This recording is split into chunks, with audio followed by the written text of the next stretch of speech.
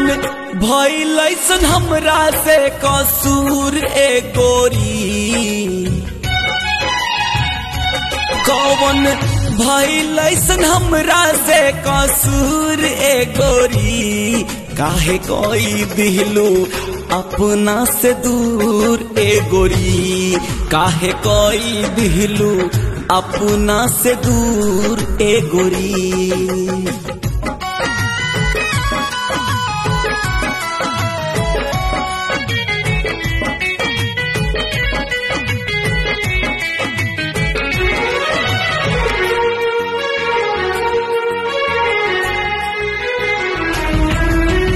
माथ पे हाथ तू रख के कहलो जन्म हो साथ निभाइब, लैला मजनू से बढ़ के आपन अलगे कहानी बनाइब। मजबूर ना करेंगे तुझे वादा निभाने के लिए, मजबूर ना करेंगे तुझे वादा निभाने के लिए, तू एक बार वापस आ अपनी यादों को ले जाने के लिए।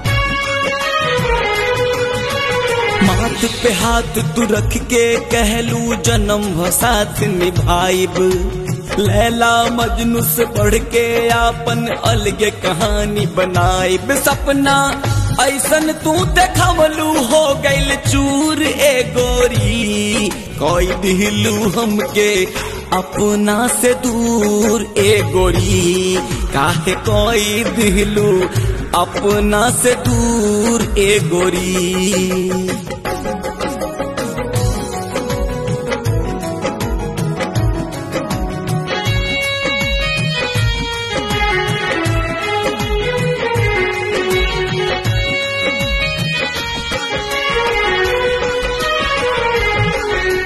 बड़ा खुश हम रहत रहनी तोहरा प्यार के पाके, जान तू हमर जान निकल लू दोसरा से दिल लगा के।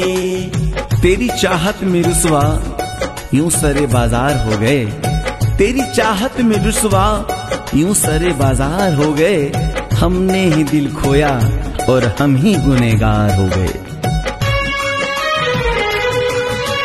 बड़ा खुश हम रहत रहनी तोहरा प्यार के पाके, जान तू हमर जान निकल लू दोसरा से दिल लगा के। भुलैबू कितनो याद आइब हम जरूर ए गोरी, कोई दिलू हमके अपना से दूर ए गोरी, काहे कोई दिलू अपना से दूर ए गोरी।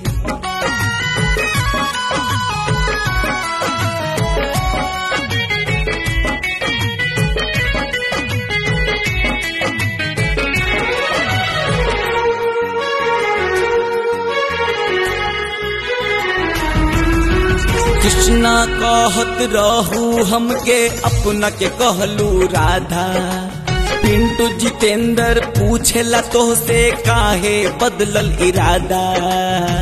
इरादा कत्ल का था तो मेरा सर कलम कर लेते, इरादा कत्ल का था तो मेरा सर कलम कर लेते, अपने हाथों से ही सही मुझे दफन तो कर देते।